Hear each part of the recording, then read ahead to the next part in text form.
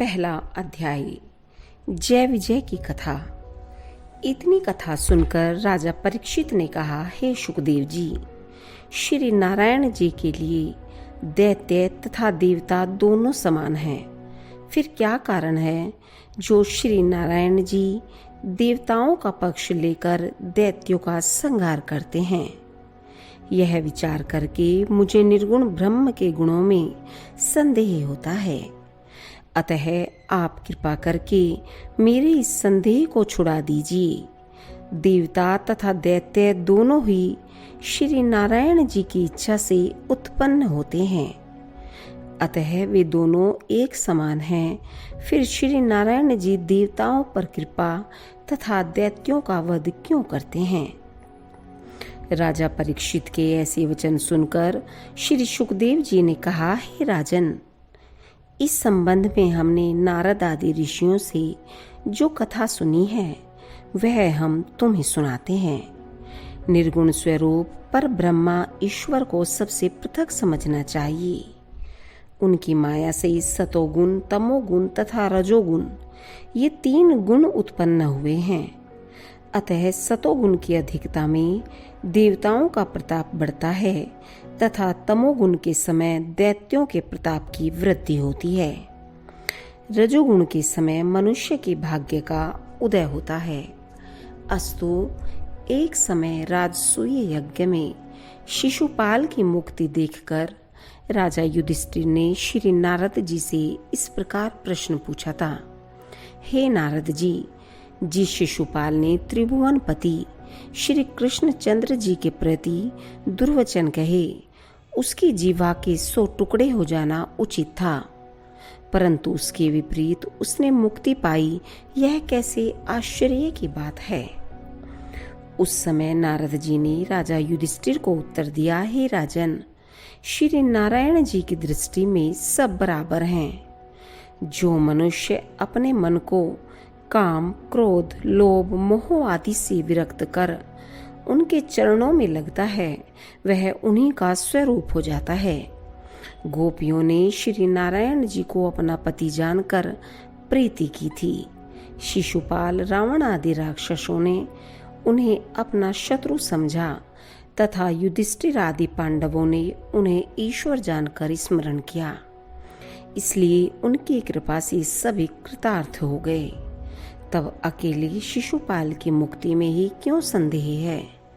हे युधिष्ठिर, तुम्हारी मौसी के पुत्र शिशुपाल तथा दंतवक्र पूर्व जन्म में वैकुंठ लोक के द्वारपाल जय तथा विजय थे।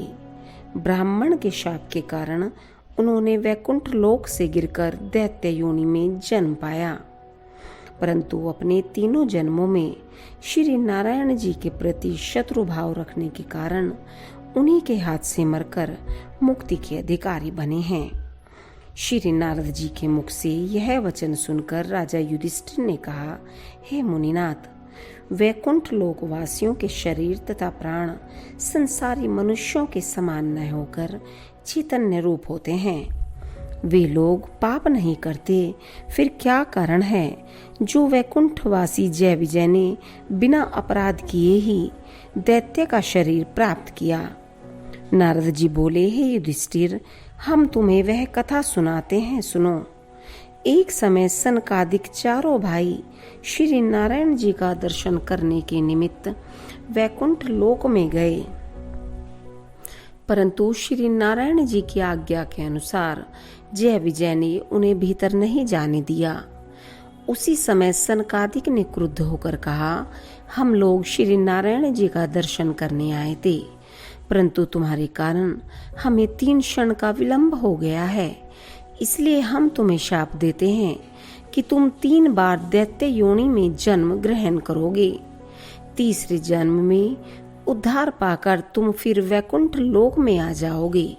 हे युधिष्ठिर, इस प्रकार सनकादिक के शाप के कारण वे दोनों भाई वैकुंठ से गिरकर पहले जन्म में दिति के गर्भ से हिरण्याक्ष तथा हिरण्यकश्यप नामक दैत्य के रूप में उत्पन्न हुए। हे युधिष्ठिर, तरुण होने पर हिरण्याक्ष ने अपने मन में यह विचार किया कि देवता लोग पृथ्वी पर यज्ञ तथा हवन होने के कारण उसमें अपना भाग पाकर बलवान होते हैं। अतः यदि मैं इस पृथ्वी को उठाकर पाताल में ले जाऊं तो यज्ञ हवन न होने पाएंगे।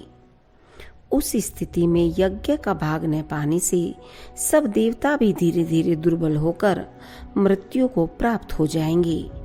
ऐसा निश्चय करके हिरण्याक्ष पृथ्वी को उठाकर पाताल को ले चला।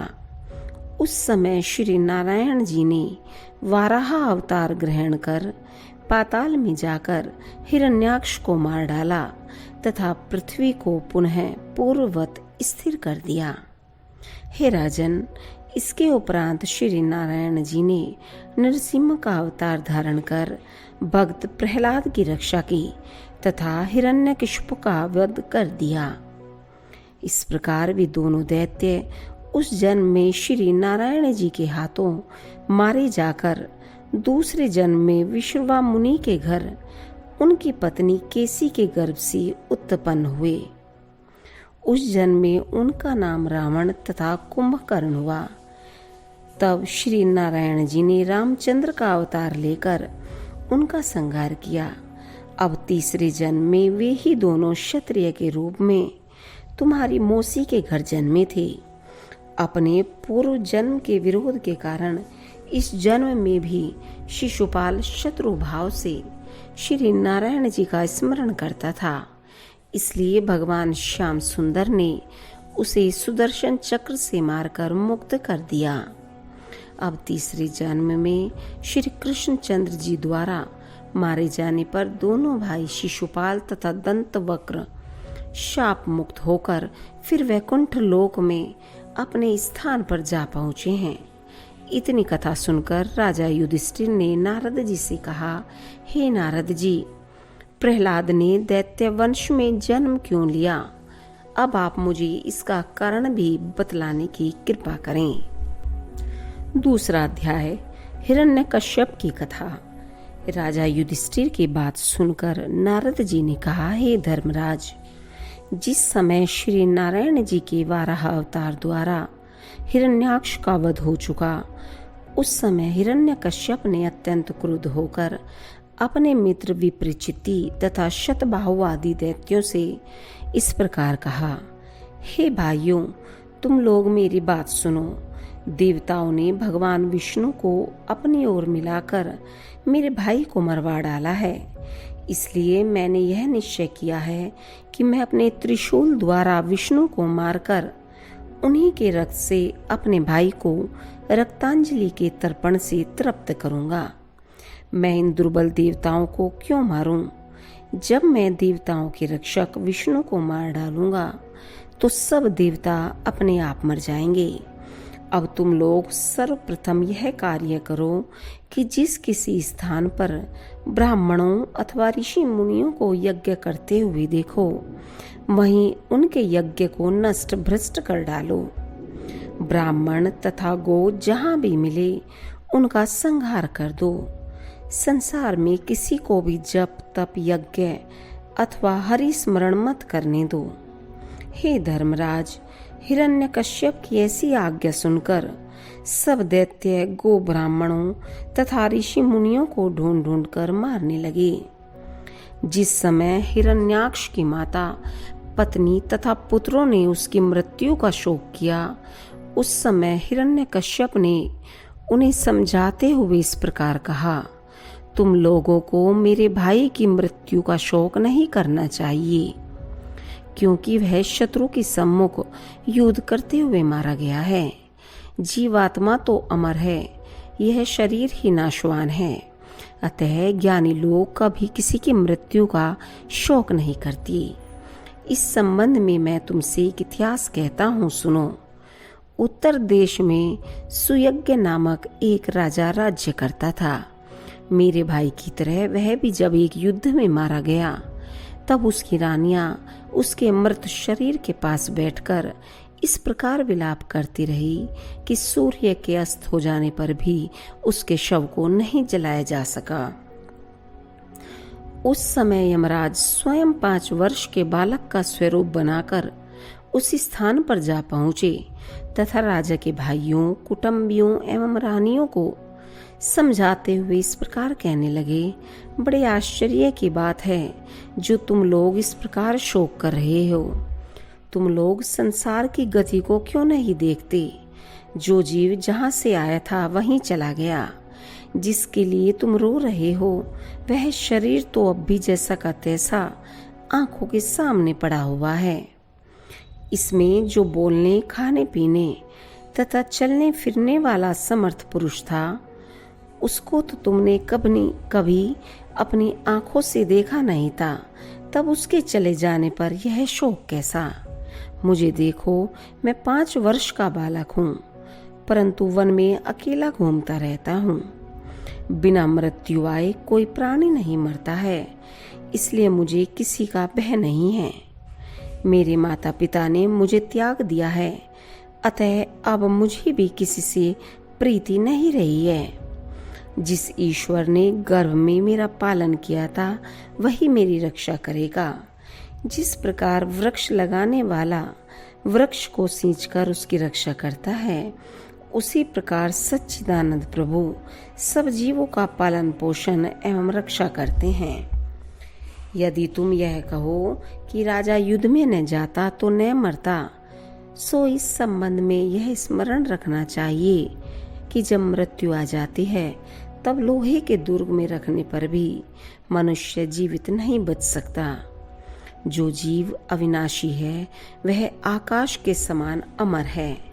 जिस प्रकार 10 बर्तनों में पानी भरकर धूप में रख दो तो सब में सूर्य की छाया पड़ने के कारण अनेक सूर्य दिखाई देते हैं, परंतु जब उन्हें तोड़ डालो तो सूर्य का प्रकाश सूर्य में मिल जाने के कारण फिर दिखाई नहीं देता।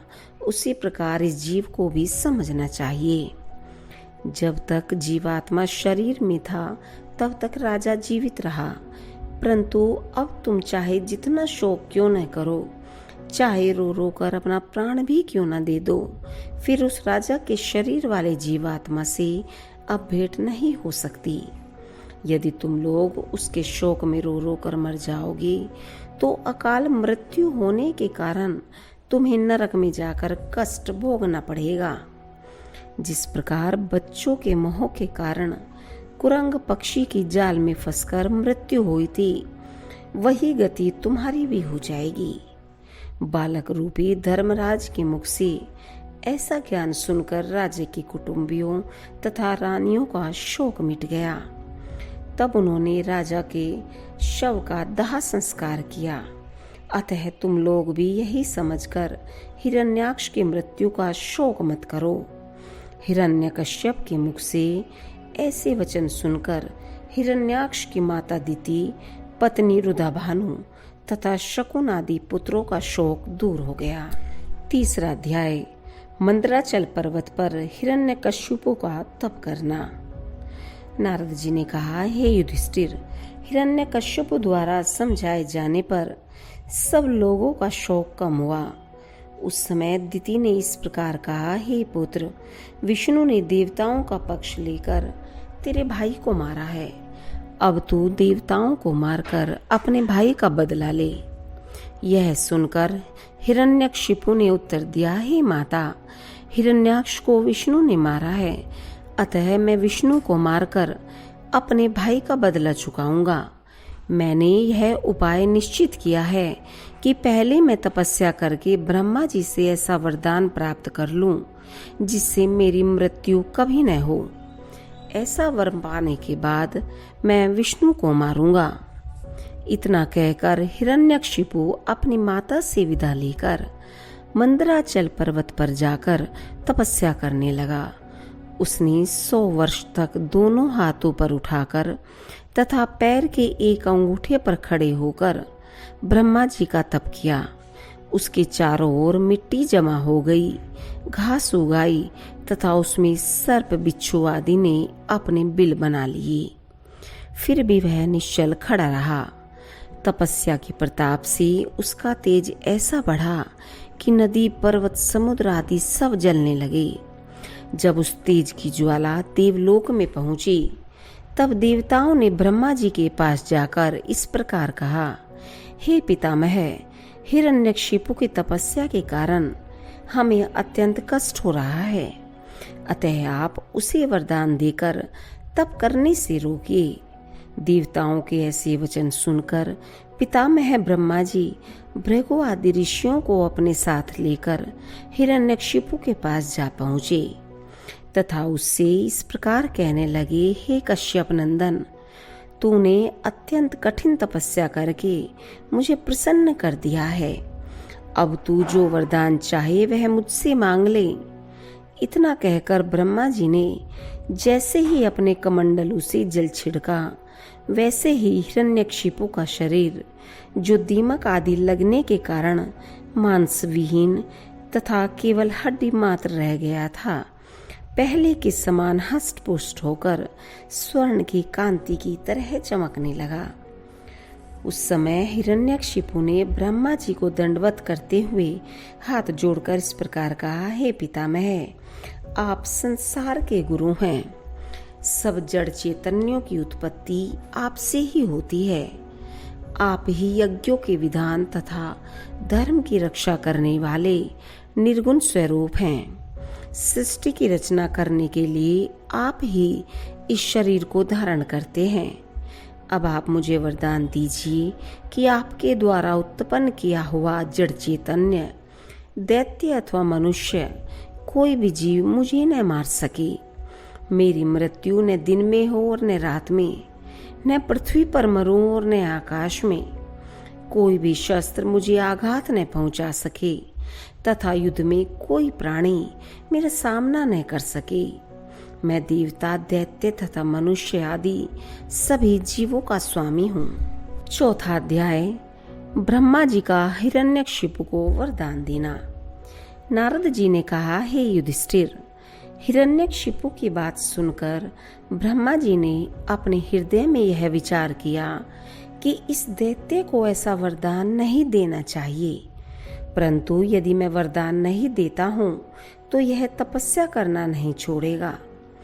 ऐसा निश्चय करके ब्रह्मा जी ने कहा, हे हिरण्यकशिपु, तूने अत्यंत कठिन वर मांगा है, परंतु तेरी तपस्या के कारण मैं तुझे यह वर देता हूँ।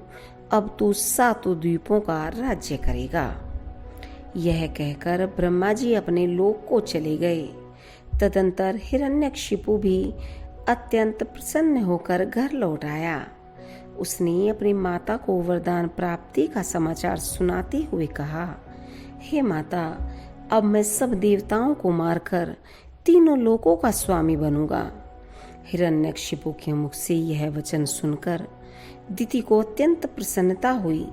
तत्पश्चात हिरण्यकशिपु ने अपने बाहुबल द्वारा देवता, दैत्य, गंधर्व तथा 7 द्वीपों के राजाओं को जीतकर तीनों लोकों का राज्य अपने अधीन कर लिया। हे युधिष्ठिर, एक समय हिरण्यकशिपु को यह इच्छा हुई कि वह किसी शूरवीर से युद्ध करे। ऐसा विचार करके जब वह किसी योद्धा की तलाश में निकला, उस समय सब देवता भय से भयभीत होकर ब्रह्मा जी के पास जाकर इस प्रकार कहने लगे, हे पितामह, देवलोक का राज्य छिन जाने पर भी हिरण्यकशिपु हमारे प्राणों का ग्राहक बना हुआ है। अब हम लोग क्या करें? यह सुनकर ब्रह्मा जी ने उत्तर दिया, हे देवताओं, इस समय तुम्हारे दिन खराब हैं, अतः तुम लोग पर्वतों की कंदराओं में छिपकर श्री नारायण जी का स्मरण करते हुए अपने दिन काट लो। ब्रह्मा जी के ऐसे वचन सुनकर सब देवता पर्वतों के कंदराओं में जा छिपे, परंतु जब उन्हें वहां छिपकर रहने में कष्ट होने लगा, तब वे अत्यंत दुखी हो क्षीर समुद्र के तट पर पहुंचकर श्री नारायण जी की स्तुति करने लगे। उस समय श्री नारायण जी ने उन्हें आकाशवाणी द्वारा इस प्रकार सांत्वना दी, हे देवताओं, हिरण्यकशिपु वेद का, धर्म का तथा तुम्हारा विरोध कर चुका है। अब जब वह भक्त प्रहलाद को कष्ट देने लगेगा, उस समय मैं उसका संहार करूंगा। ऐसी आकाशवाणी सुनकर सब देवता फिर कंदराओं में लौट आए तथा श्री नारायण जी का स्मरण करते हुए जीवन यापन करने लगे। हे युधिष्ठिर, हिरण्यकशिपु इंद्रासन पर अधिकार करके इंद्रलोक तथा स्वर्गलोक के सुखों का उपभोग करता था। ऋषि मुनि तथा तपस्वी सभी उसके अधीन थे। उसके भय तथा प्रताप से वृक्षों में 12 महीने फल पुष्प लदे रहते थे। चारों ओर घी दूध की नदियां बहती थी। हिरण्यकशिपु अपनी माया द्वारा वरुण, कुबेर आदि 10 दिक्पालों का स्वरूप धारण करके मद्यपान तथा भोग विलास करने में लीन रहता था। उसके द्वारा ब्राह्मण, ऋषि मुनि, गौ आदि बहुत कष्ट पाते थे। कालांतर में हिरण्यकशिपु के 4 पुत्र उत्पन्न हुए। उनमें 3 पुत्र तो दैत्यों के स्वभाव के थे। छोटा पुत्र प्रहलाद स्वभाव तथा कर्म में देवताओं के समान था। वह 8 प्रहर साधु संतों की सेवा तथा हरि भजन में लीन रहता था। वह सब प्राणियों में श्री नारायण जी का एक सा चमत्कार जानकर किसी को भी दुख नहीं पहुंचाता था। वह जितेंद्रिय तथा सत्य वक्ता था। वह अपने से छोटे को पुत्र के समान तथा बड़ों को पिता एवं ईश्वर के समान समझता था। अतः सभी संत जन उसकी प्रशंसा करते थे। तब अपने उस धर्मात्मा पुत्र से हिरण्यकशिपु का विरोध हो गया। इतनी कथा सुनकर युधिष्ठिर ने कहा, हे नारद जी, ऐसा क्या कारण हुआ जो हिरण्यकशिपु अपने पुत्र प्रहलाद से वैर रखने लगा। 5वां अध्याय। हिरण्यकशिपु का प्रहलाद को विद्या अध्ययन के लिए पाठशाला में भेजना। नारद जी बोले, हे धर्मराज, शुक्राचार्य के पुत्र षंड तथा अमर्क हिरण्यकशिपु के पुत्रों को पढ़ाया करते थे। जब प्रहलाद की आयु 5 वर्ष की हुई तब हिरण्यकशिपु ने प्रहलाद को उन्हें सौंपते हुए कहा, हमने तुम्हारे पिता से विद्या पढ़ी थी, अब तुम प्रहलाद को हमारे धर्म सिखाओ। इस प्रकार प्रहलाद जब अन्य बालकों के साथ उनके पास पढ़ने लगा तब हिरण्यकशिपु के आज्ञानुसार षंड तथा अमर्क ने प्रहलाद से यह कहा, हे प्रहलाद, तुम अपने पिता हिरण्यकशिपु के नाम का जप किया करो। वे ही साक्षात ईश्वर हैं। परंतु गुरु द्वारा समझाने पर भी प्रहलाद ने हिरण्यकशिपु का नाम कभी नहीं लिया। यह देखकर उसके गुरु ने हिरण्यकशिपु के पास जाकर सब वृतांत कह सुनाया। तब एक दिन हिरण्यकशिपु ने प्रहलाद को अपनी गोद में बैठाकर इस प्रकार कहा, हे पुत्र, तुमने अपने गुरु के द्वारा जो विद्या आज तक पढ़ी है वह हमें सुनाओ। प्रहलाद ने उत्तर दिया, हे पिताजी, मैंने राम नाम के अतिरिक्त और कुछ नहीं पढ़ा है।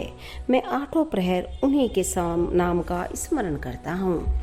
मैं नवदा भक्ति को भली भांति जानता हूँ। वह नवदा भक्ति इस प्रकार है, श्रवण अर्थात श्री नारायण जी की कथा को सुनना, कीर्तन अर्थात श्री नारायण जी के गुणानुवादों को कहना, स्मरण अर्थात श्री नारायण जी के नाम को जपना, पाद सेवन अर्थात श्री नारायण जी के चरण कमलों का पूजन करना, अर्चन अर्थात श्री नारायण जी की मूर्ति को विधि पूर्वक भोग लगाना, वंदन अर्थात श्री नारायण जी को बारंबार नमस्कार करना, दास्य अर्थात श्री नारायण जी की सेवा करना, सख्य अर्थात श्री नारायण जी के प्रति मित्र भाव से प्रीति करना, आत्मनिवेदन अर्थात अपने तन मन धन सर्वस्व को श्री नारायण जी को अर्पण कर देना है। हे पिता, मैंने जो तुम्हें बताया है यही सब वेदों तथा शास्त्रों का सार है। गृहस्थी के झंझट में पड़े रहने से दुख के अतिरिक्त कभी सुख नहीं मिलता। प्रहलाद की ऐसी बातें सुनकर हिरण्यकशिपु ने अत्यंत क्रोध करके कहा, अरे मूर्ख, क्या तू यह नहीं जानता कि नारायण ने वाराह अवतार लेकर मेरे भाई हिरण्याक्ष को मार डाला था। मेरे शत्रु का नाम लेकर उसकी स्तुति क्यों कर रहा है? हे पुत्र, अपना धर्म छोड़कर पराये धर्म को ग्रहण करना तथा बालकों को साधु संतों की संगति करना शुभ नहीं होता है। इसलिए तू अपने गुरु के आज्ञा अनुसार विद्या पढ़। हिरण्यकशिपु के मुख से ऐसे वचन सुनकर प्रहलाद ने उत्तर दिया, मैं उन नारायण जी को नमस्कार करता हूँ जिनकी माया के वशीभूत होकर आप अपने पराये में भेद समझते हैं। ईश्वर की कृपा के बिना किसी को ज्ञान प्राप्त नहीं होता है। जो कोई शास्त्र पढ़कर परमेश्वर में भक्ति नहीं रखता है, उसका शास्त्र पढ़ना व्यर्थ है। प्रहलाद के मुख से ऐसे वचन सुनकर हिरण्यकशिपु ने अत्यंत क्रोध करके कई दैत्यों को बुलाकर इस प्रकार कहा, हे बंधुओं, दैत्य वंश का नाश करने के लिए विष्णु कुल्हाड़े के समान है। उस कुल्हाड़े में मेरा यह पुत्र प्रहलाद बेंट के समान काम करने वाला उत्पन्न हुआ है। यह मेरी आज्ञा न मानकर मेरे शत्रु का नाम जपता है तथा दिन रात उसी की प्रशंसा करता है। यदि शरीर के किसी अंग में ऐसा रोग हो जो संपूर्ण शरीर को हानि पहुंचाए, तो उस अंग को काटकर फेंक देना चाहिए। अतः प्रहलाद जैसे पुत्र की मृत्यु उचित समझकर तुम लोग इसे मार डालो। हे युधिष्ठिर, हिरण्यकशिपु की आज्ञा को सुनकर वे दैत्य प्रहलाद को उस स्थान से पकड़कर बाहर ले गए तथा तलवार, गदा आदि से मारने लगी। श्री नारायण जी की कृपा से उसके शरीर पर किसी भी शस्त्र का घाव नहीं लगा। यह देखकर उन दैत्यों ने प्रहलाद को पर्वत के सबसे ऊंचे शिखर पर ले जाकर नीचे लुढ़का दिया, परंतु इससे भी प्रहलाद के शरीर में कुछ चोट नहीं आई। तत्पश्चात उन दैत्यों ने प्रहलाद के चारों ओर बहुत सी लकड़ियां रखकर उनमें आग लगा दी, परंतु भगवान की कृपा से सब लकड़ियां तो जलकर भस्म हो गई और प्रहलाद ज्यों का त्यों श्री नारायण जी के ध्यान में मग्न निश्चित भाव से बैठा रहा। जब हिरण्यकशिपु को यह बात मालूम हुई तो उसने प्रहलाद की महिमा देखकर अपने मन में यह विचार किया कि इतने उपाय करने पर भी जब प्रहलाद की मृत्यु नहीं हुई, तो इससे यह सिद्ध होता है कि यदि मैं प्रहलाद से अधिक शत्रुता करूंगा तो इससे बचाने के लिए विष्णु स्वयं आएंगे। उस समय मैं उन्हें मारकर हिरण्याक्ष की मृत्यु का बदला ले लूंगा। यह निश्चय करके हिरण्यकशिपु ने सांड तथा अमर्क को पुनः बुलाकर कहा, हम प्रहलाद को बहुत दंड दे चुके हैं, अतः आज यह तुम्हारी आज्ञा अनुसार पढ़ेगा। हिरण्यकशिपु के ऐसे वचन सुनकर प्रहलाद ने मन में यह विचार किया कि अब मैं पाठशाला में पहुंचकर अन्य बालकों को ज्ञान सिखाऊंगा। तत्पश्चात हिरण्यकशिपु की आज्ञा से गुरु जब प्रहलाद को पाठशाला में ले आए तो उससे इस प्रकार कहा, हे प्रहलाद, तुझे वन में जाकर हरि भजन करने का उपदेश किसने दिया है, अथवा तूने अपने मन से ही यह बात सोच ली है? प्रहलाद ने उत्तर दिया, हे गुरुदेव, जो संसारी लोग माया रूपी गृहस्थी के अंधकार में पड़े रहते हैं, उन्हें न तो ज्ञान प्राप्त होता है और न श्री नारायण जी के चरणों में प्रीति ही मिलती है। जब तक संसारी मनुष्य साधु महात्माओं की सेवा नहीं करता तथा श्री नारायण जी के गुणानुवादों को नहीं सुनता, तब तक उसे ज्ञान प्राप्त नहीं होता है। मैंने श्री हरि की कृपा से ज्ञान प्राप्त करने के कारण ही ऐसी बात कही थी। इतनी कथा सुनाकर नारद जी ने कहा, हे युधिष्ठिर, संड तथा मर्क परम ज्ञानी शुक्राचार्य के पुत्र थे। वे स्वयं विद्वान ज्ञानी थे, परंतु दैत्यों का अन्न खाने के कारण श्री नारायण जी के महात्म्य को भूल बैठे थे। अस्तु पाठशाला में जब तक गुरु बैठे रहते थे तब तक प्रहलाद अपने मन में यही विचार किया करता था कि यदि ये कहीं उठकर चले जाएं तो मैं पाठशाला के अन्य बालकों को ज्ञानोपदेश करूं।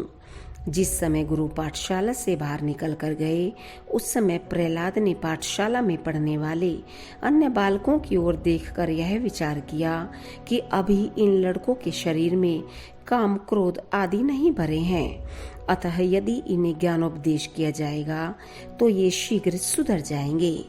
हे धर्मराज, हृदय में दया तथा धर्म भरा होने के कारण प्रहलाद की यह इच्छा थी कि ये लोग विज्ञानी होकर मेरी संगति के कारण कृतार्थ हो जाएं। अस्तु ऐसा निश्चय करके प्रहलाद ने अन्य बालकों को अपने पास बुलाया। 6वां अध्याय। प्रहलाद का पाठशाला के बालकों को ज्ञानोपदेश करना। प्रहलाद ने सभी बालकों को अपने समीप बैठाकर कहा, हे बंधुओं, अभी तुम्हारी बाल्यावस्था है, न तो तुम्हें काम, क्रोध, लोभ, मोह व्यापता है और न तुम्हारा मन संसारी माया में ही फंसा हुआ है। इसलिए तुम जिस काम में अपना मन लगाओगे उसी में सफलता प्राप्त कर सकते हो।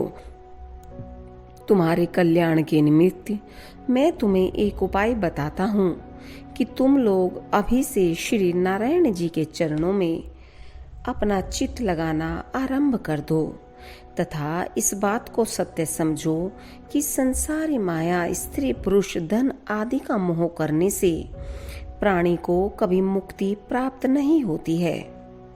तुम लोगों को संसारी माया में न पड़कर श्री नारायण जी का स्मरण एवं भजन करना चाहिए। पर ब्रह्मा प्रभु को पहचानने एवं उनका स्मरण तथा भजन करने के लिए इस शरीर को ही सबसे अधिक उत्तम साधन समझना चाहिए। इसलिए मनुष्य शरीर पाकर श्री नारायण जी को क्षण भर के लिए भी नहीं भूलना चाहिए। हे भाइयों, तुम्हें यह बात भलीभांति जान लेनी चाहिए कि श्री नारायण जी के तप एवं स्मरण के असमान अन्य किसी देवता का तप अथवा स्मरण फलदायक नहीं है। उन्हें सर्वत्र विद्यमान जानकर कहीं ढूंढने के लिए नहीं जाना चाहिए। चाहे जिस समय और स्थान पर उनका स्मरण किया जाए वे वहीं प्रकट हो जाते हैं। इसलिए तुम लोग भी मन, वचन तथा कर्म से श्री नारायण जी का स्मरण करो। इससे तुम्हें महान सुख की प्राप्ति होगी। यदि तुम मेरी बातों पर विश्वास न करके यह कहो कि मैं स्वयं बालक हूँ, फिर तुम्हें ज्ञान किस प्रकार सिखा रहा हूँ, तो इस संबंध में मैं तुम्हें यह भी स्मरण रखना चाहिए कि मैं तुम्हें यह ज्ञान नारद मुनि के कहे अनुसार बतला रहा हूँ, कुछ अपनी बुद्धि से नहीं कहता हूँ। प्रहलाद के मुख से ऐसे वचन सुनकर अन्य बालकों ने कहा, हे प्रहलाद, हम लोग अभी बालक हैं। वृद्धावस्था प्राप्त होने पर हम श्री नारायण जी का भजन कर लेंगे। अभी हमें ऐसा करने की क्या आवश्यकता है। प्रहलाद बोले, हे भाइयों सुनो, प्रत्येक योनि में इंद्रियों को सुख मिलता है, परंतु मनुष्य शरीर के बिना अन्य शरीरों द्वारा श्री नारायण जी का भजन करना कठिन होता है। यदि तुम यह समझते हो कि इस जन्म में तो हम लोग संसारी सुखों का उपभोग कर लें, किसी दूसरे जन्म में श्री हरि का भजन कर लेंगे, तो तुम्हें यह ध्यान रखना चाहिए कि मनुष्य का शरीर बारंबार मिलना अत्यंत कठिन है। प्रत्येक प्राणी को अपने पूर्व जन्म के कर्मानुसार सुख दुख की प्राप्ति होती है। संसारी सुख दो कुछ दिनों तक रहता है, परंतु श्री हरि का भजन करने से महाप्रलय तक अनेक सुखों की प्राप्ति होती है। जिस प्रकार आंधी वृक्षों को ढहा देती है, उसी प्रकार काल रूपी आंधी का एक न एक दिन तुम्हें भी शिकार बनना पड़ेगा।